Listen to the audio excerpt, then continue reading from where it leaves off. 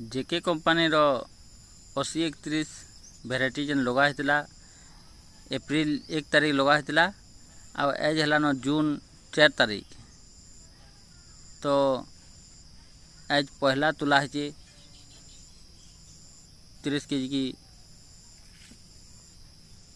25 KG हवा ये लगभग 65 नु 70 दिन भितर बैंगनटा फ्रुटिंग स्टेज रे पले होछि।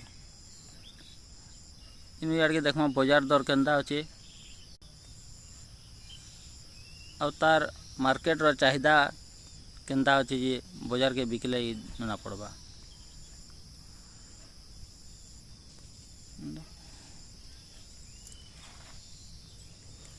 गोटे गोटे बैंगन एटा 100 ग्राम आड़ के हेबा बाकी जना पड़ुचे। बहुत सॉफ्ट भी अच्छे, लमा भी ठीक अच्छे देखी पारे आउ साइज भी बहुत बढ़िया अच्छे।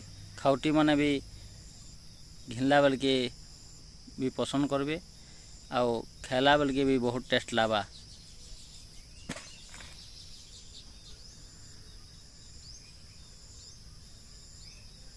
आउ इस साइड न अच्छे एबर बैंगन बेटा सब आड़ के समान है, सुंदर है आउ सुशील है।